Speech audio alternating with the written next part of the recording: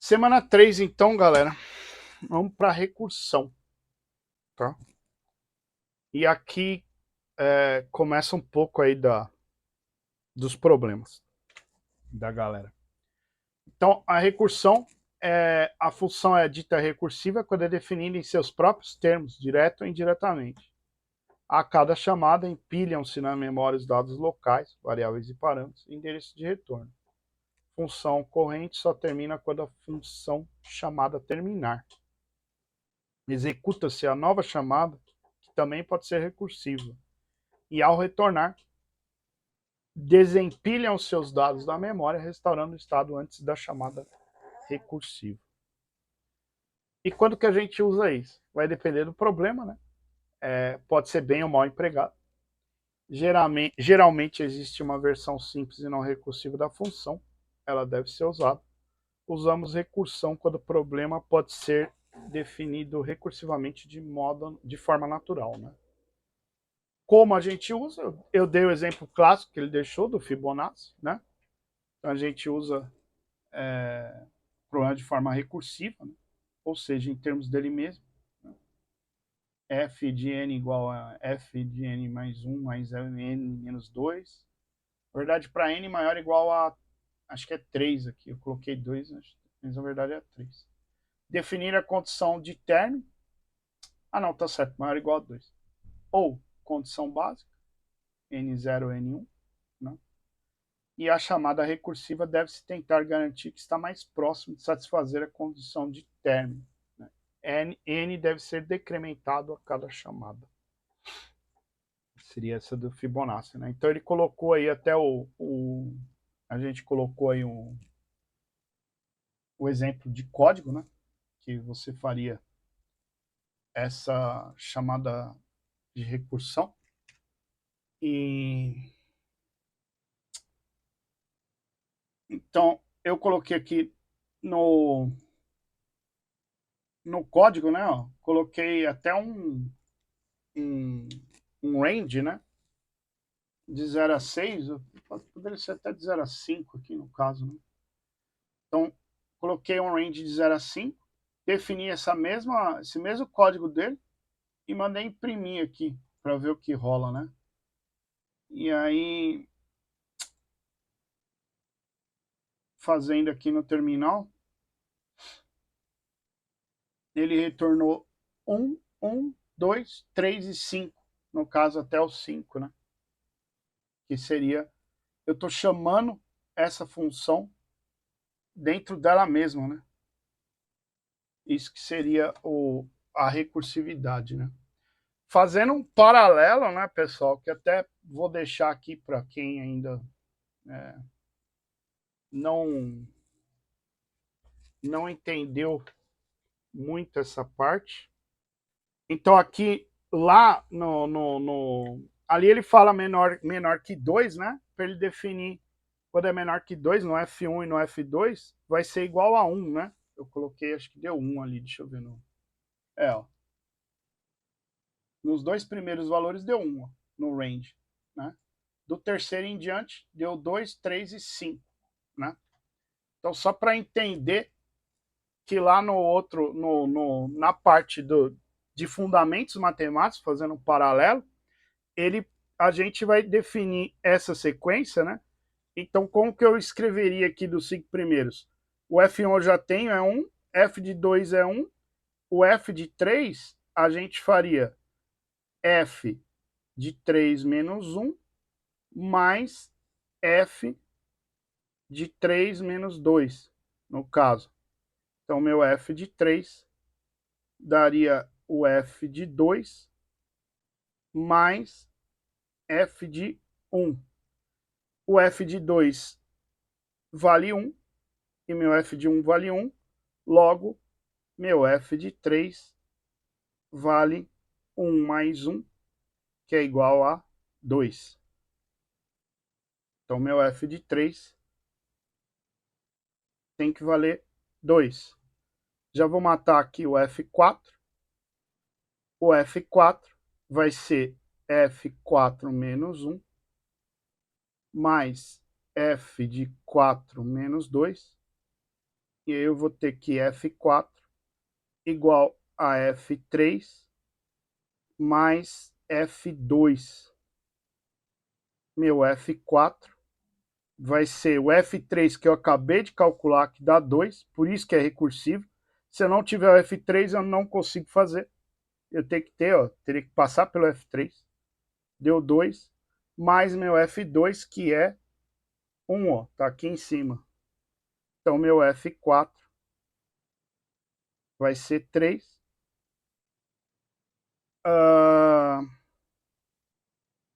E o F5, fazendo de novo na forma, vai ser 5 menos 1, vai dar F4, mais 5 menos 2, F3. Então, meu F5 vai dar o F4, que vale 3, que eu calculei, mais o F3, 2, meu F5 vai dar 5.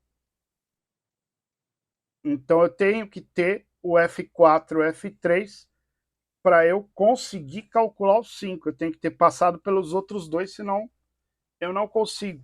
Isso seria recursivo. Então, aqui na matemática, eu consegui 1, 1, 2, 3 e 5, né? E lá no programa, ele retornou 1, 1, 2, 3 e 5, o que bateu um com o outro, né? Então, tanto em algoritmos quanto em fundamentos matemáticos, né? Aqui está um exemplo mais claro de recursividade, né? Para quem não entendeu, eu acho que ficou mais claro depois que eu passei por esses slides aqui e por esses códigos, né, vamos dizer assim. Deixa eu falar. Hum. Sobre como vocês. Para que serve esse return? Ah, o return, ele tá E, colocando, na O verdade... return é... Pode falar. Pode falar. Fala aí, pode falar. Não, é que eu ia falar assim, o return eu também tinha essa dúvida. E eu fiquei martelando ela na cabeça, porque quando ele ensinou da primeira vez, ele usava o print, né? Sim. Aí, pelo menos do jeito que eu consegui encontrar, a diferença é que o return, ele meio que não é necessário printar na tela, mas ele vai te retornar um valor. mas nesse caso, vamos supor, deu se fosse o número 1, aí se for verdadeiro, ele volta 1 de novo? Não. O 1 eu joguei na primeira. Se n menor que 2, tem que dar 1. A partir de maior que 2, eu vou usar a fórmula. N menos 1, N menos 2. Ele vai Ah, assumir tá. Isso. esses valores. Mas Quando não for 1. necessariamente aquele return 1 vai te printar o valor 1, entendeu? Ele não printou, eu tive que dar o print lá embaixo. No range, né? Então no range eu coloquei aqui de 0 a 5. Aí eu fui jogando aqui de 0 a 5 esse N, né? Para ele já ir fazendo 5 vezes, né? 1, 2, 3, 4, 5 vezes. Para a gente ter o paralelo entre o programa e a matemática. Beleza? Bom, seguindo aí então, você pode fazer também pela iteração, seria mais linhas de código aqui, eu teria que digitar essas linhas aqui para eu criar do lado direito, né? E a recursão ficaria mais fácil. E aí, o que acontece? Ele cria um outro que chama meoização, né? Que seria o quê? Se você tiver as chamadas recursivas muito demoradas, né? Você vai usar um pouco das duas, né? E a técnica de otimização armazena os resultados de chamadas de funções custosas que retornam o valor armazenado à função chamada novamente, né? Aqui ele coloca a estimativa de tempo, então na recursão, né? Eu coloquei poucos, né? E se você vai aumentando, né? Na iteração você levaria 3/4 de milissegundos e para os 50 levaria 21 dias. Eu nem testei colocar mais aí, ele deve ficar travado, né?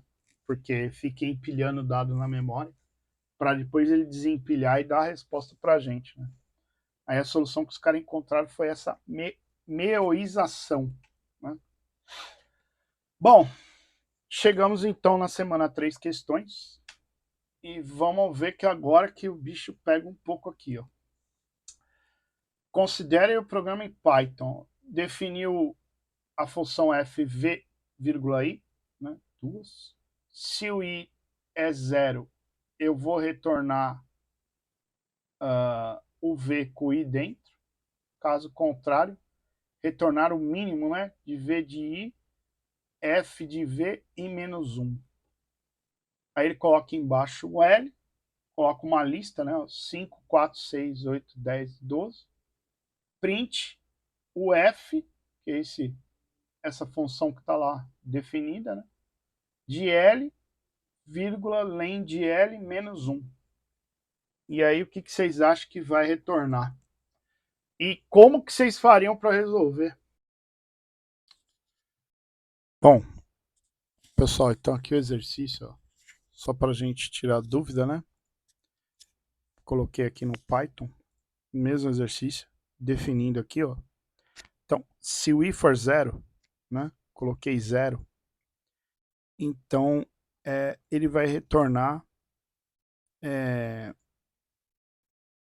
o v de i. E aí eu coloquei o L e o 0. Ó. Então, rodando, ele retornou o tamanho da lista, que é 6. Tem 6 elementos, ó. 1, 2, 3, 4, 5, 6.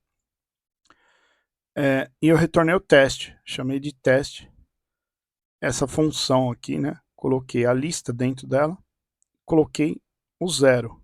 Então, 0, se o i for 0, que é nesse caso aqui, ele vai retornar o primeiro elemento, no caso, né? É o 5. Então, beleza. Se tiver um elemento só, seria isso. Mas não é isso que o exercício traz, né? O exercício traz, na verdade, eu colocar o tamanho da lista menos 1. Ó. Então, vamos colocar aqui o tamanho da lista, que é o len de L, menos 1.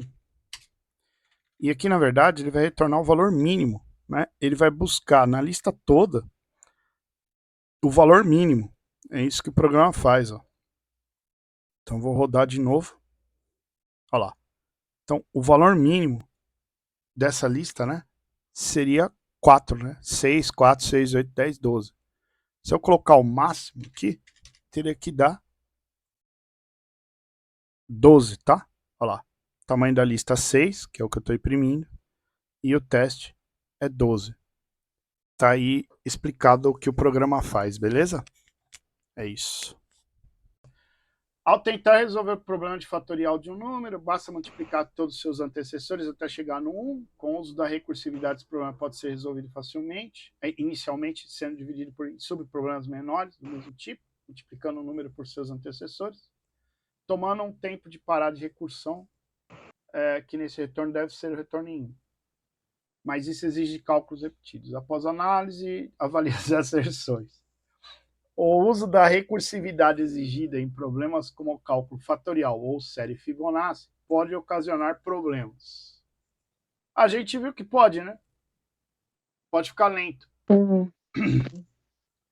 Por quê? Existem chances de que o subproblema resolvido na árvore de recursão já esteja resolvido e fique sendo resolvido provocando uma sobrecarga.